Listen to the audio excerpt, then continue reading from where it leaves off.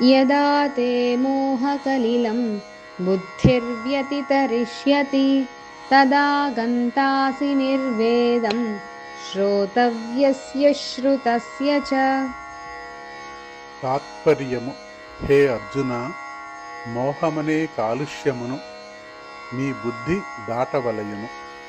అప్పుడు వినిన విషయములలోనూ వినతగిన విషయములలోనూ విరక్తిని పొందెదవు. గూఢార్థము: మోహమనున్నది కాలుష్యము. ఈ కాలుష్యము ఏది అవసరమో ఏది అనవసరమో తెలియనీయదు. ఎటు పోవాలో ఎందుకు పోవాలో కూడా తెలియనివ్వదు. ఏది అర్థమైతే దానిని గురించే ఆసక్తి ఉంటుంది.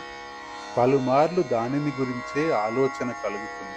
నిత్యమైన వానిని విడిచి అనిత్యముల వైపుకు నడుపుతుంది. ఆత్మ ఉన్నదనే ఆలోచననే రానీయదు. ఇదియే అవివేకము, అజ్ఞానము. ఈ మోహమనే కాలుష్యమును దాటవలెనని పరమాత్మ బోధ.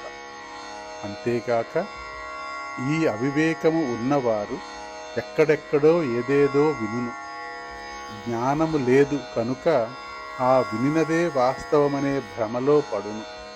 ఆ భ్రమయే సత్యమని దానినే అనుసరించును. భ్రమలో మార్గము తెలియదు కనుక ఎటుపడితే అటు పోవును. వినినవన్నీ విచిత్రములే అని నమ్మును. అందువలన మనస్సు వికలమవుతుంది.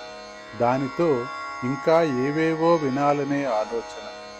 రోజుకొక గురువు, వారమునకొక ఆశ్రమము. అవసరము లేని విషయములలో రుచి లేకపోవుట, ఆశ లేకపోవుట నిరాశ కాదు, వైరాగ్యము. నిస్సారమైన విషయముల పట్ల అరుచి ఒక సంపద. ఇంతవరకు విననివి, తర్వాత వినబోయేవి వృధా విషయములు అనే జ్ఞానము వివేకము. ఇంక చాలు అనే బుద్ధి యోగ బుద్ధి.